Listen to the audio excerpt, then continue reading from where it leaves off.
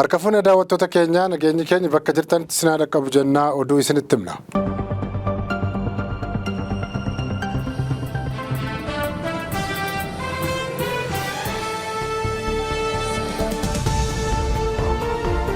Itoophiyaatti ji'oota 6 darban keessa haadholiin 620 da'umsaan wal qabatee fi daa'imman 352 immoo beelaan du'uun dhagahame.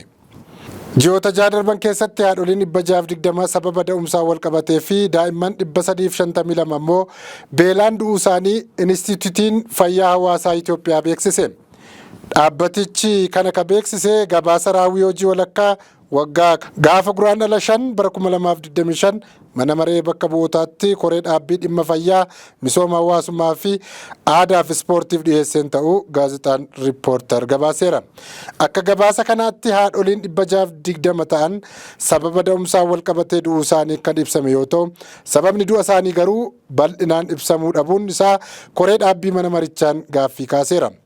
Miseensa koree dhaabbii kan ta'anii Obbo Tasfaa'uun Boggaalee gabaasa sanarratti hundaa'uun gaaffilee kan kaasan yoo ta'u, sababni du'a haadholii da'umsaan wal qabatee lubbuu isaanii dhaban maaliif bal'inaan akka ibsuun hin danda'amnes gaafataniiru. Gama biraatiin ji'oota 6 darban keessatti hanqinni nyaataa hamaan biyyattii keessatti mudachuu gabaasichaan kan eerame yoo ta'u, sanarraa kan ka'e daa'imman 352 du'uu fi daa'imman 332,389 immoo dhukkubsachuun dhagahameera.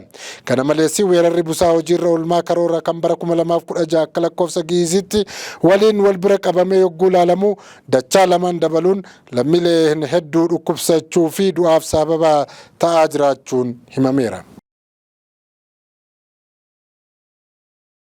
Wixineen seeraa hojjettoonni mootummaa miindaa isaanii irraa buusii miseensummaa paartii akka muramne dhorku qophaa'e. Boordiin filannoo biyyaalessa Itoophiyaa waajjiraaleen mootummaa miindaa hojjettoota isaanii irraa miseensummaa paartii siyaasaatiif kallattiin kutuudhaan paartiiwwaniif akka hin galchine dhorkuudhaaf wixinee seeraa qopheesseera. Wixinee labsii boordiin filannoo biyyaalessa Itoophiyaa dhiyeesse sanarratti dhimmoota haaraa paartilee siyaasaa ilaalchisuun hammate keessaa tokko madda galii paartilee siyaasaa kan ilaallatudha. Seerri hojiirra jirus ta'e kan fooyya'insi taasifameefis dursaan kan eeran madda galii paartilee siyaasaa galii miseensota irraa walitti qabamu akka ta'eeru. Buusiin akkasii kun miseensonni fedhii isaaniitiin paartilee siyaasaatiif kan buusanidha. Hojjettoonni waajjiraalee mootummaa keessaa hojjetanii fi miseensa paartii biyya bulchuu ta'an ammoo buusiin kun kan kaffalamu kallattiidhaan miindaa hojjettoota irraa waajjiraalee keessa hojjetaniin muramuudhaani. Yeroo tokko tokko ammoo hojjettoonni mootummaa fedhii isaanii malee buusiin kun miindaa isaanii irraa akka citu yeroon koomiitti dhiyeessan jiraachuutu himama. Wixineen fooyya'insa labsii amma boordiin filannoo biyyaalessa Itoophiyaa dhiyeesse kun waajjiraaleen miindaa hojjettoota irraa buusii miseensummaa akka hin kunne dhorka. Wixineen sun dhorkaan madda irra kaa'ee kana qofaa miti.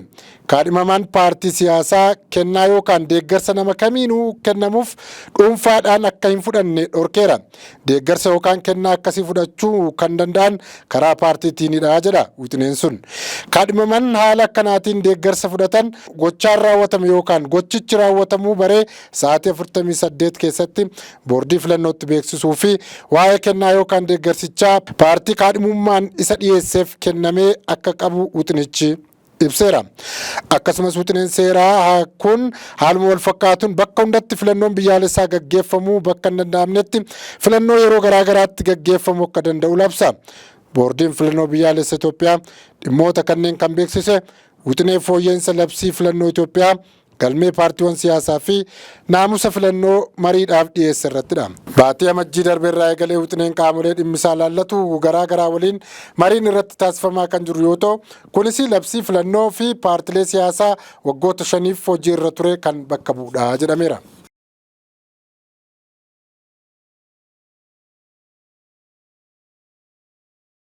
Magaalaa Finfinneetti boba'aan seeraan ala kuufame leetira 7,800 ol to'atamuu poolisiin magaalichaa ibse.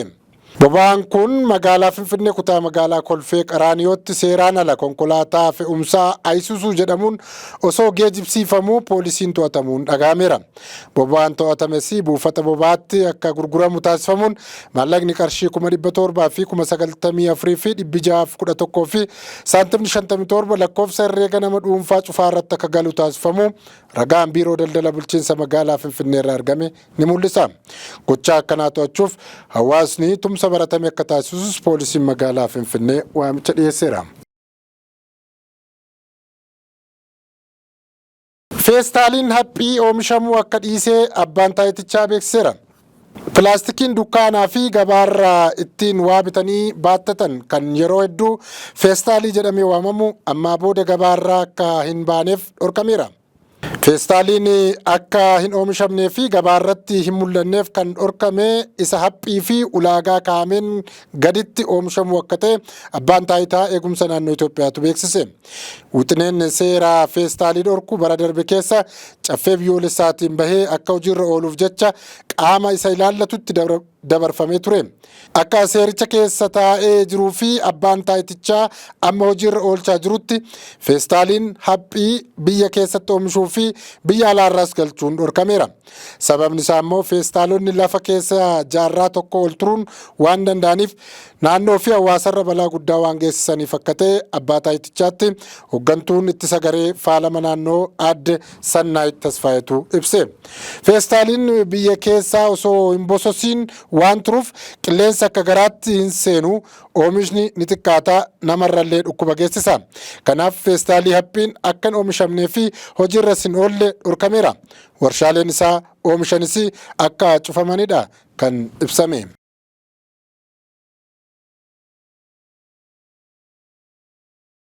Alburhaaniin mootummaa ce'umsaa hundeessuuf deema jechuun beeksise. Waraanni ittisa Sudaan mootummaa baraaraa tokko hundeessuuf akka jiru kaleessa beeksiseera. Maddeen waraana biyyattii keessaan dhaga'e jechuun Reuters akka baasetti raayyaan ittisa Sudaan yoo magaalaa guddoo Kaartum guutummaatti to'ate mootummaa baraaraa hundeessuuf karoorri qabameera. Ajajaa waraanaa biyyattii Jeneraal Abdul Fattah Alburhaaniin haga yoonaatti anatu mootummaadha jechaa ture. Kaleessa immoo Kaartum akkuma qabataniin mootummaa ce'umsaa kan haga filannoon godhamee mootummaan siivilii gad dhaabbatutti kan biyya ceesisuu hundeessuun barbaachisaa akka ta'e ibseera. Magaalaan Kaartum haga yoonaatti harka humna addaa biyyattii ture. Erga torbee darbeetii garuu mootummaan gara magaalaa Poortii Sudaanitti baqatee jiru deebi'ee aleellaa guddaa banaa jira. Guutummaatti hin ta'in malee amma magaalittii keessa naannoo masaraa mootummaa dabalatee bakka hedduu gadhiisifachaa jira. Kaartumiin akkuma deebisee to'ateen mootummaa baraaraa hundeessuuf fedhii qabaachuu Jeneraal Abdul Fattah Alburhaaniin beeksiseera. Akkas gochuu malee dubbiin jaarsummaa fi ramadaana keessa dhukaasa dhaabuu waan yaadamuu miti jechuunis ibseera. Humni addaa kan Jeneraal Mahammad Dagaaloon hoogganamu osoma Kaartuum gadhiisuu ta'ellee gama dhihaa biyyattii jechuun Daarfuriitiin amma bakkoota guddaatu harka jira. Bara mootummaa fonqolchaan qabatee pirezidaantii Sudaan ture Albashir jeneraalonni lamaan michuu walii turani. Albashir fonqolchuu keessattis waliin dhaabbatanii ture. Boodarraa mootummaa siivilii erga fonqolchanii booda aangoo irratti wal dhabanii amma rasaasaan wal dubbisaa jiru. Isaan jidduutti kan miidhamaa jiru biyyaa fi uummata fayyaaleeyyiidha. Gareen jeneraalota lamaanii uummata irratti yakka raawwatanii mirga namoomaa cabsaniiru jechuun Ameerikaa fi gamtaan Awurooppaa qoqqobbii irra kaa'anii ture.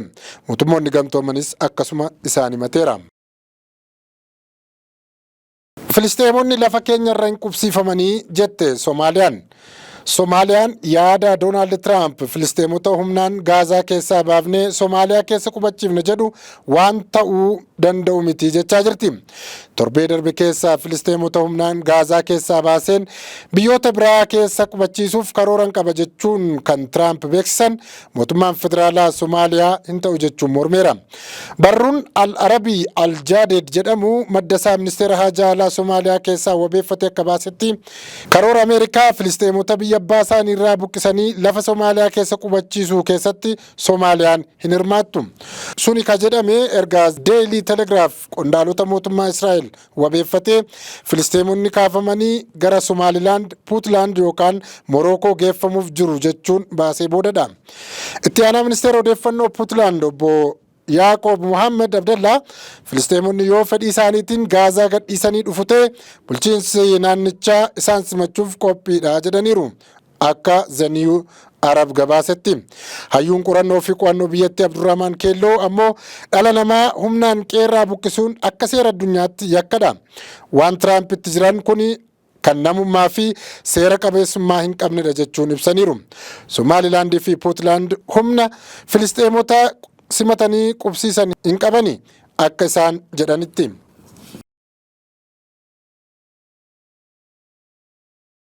Dhaabbanni sabaa himaa hawaasaa Meettaan hojjettoota isaa hedduu hojiirraa ari'uuf akka jiru beeksise.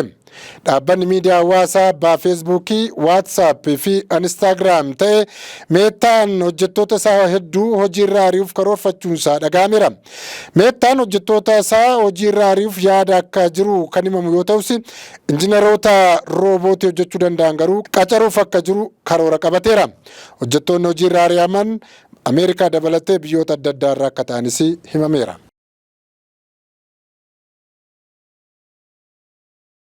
Egaan kabajamtoota daawwattoota keenyaa oduu guyyaadhaaf jennee kanumaan goolabnaa turtii gaarii isiniin jenna.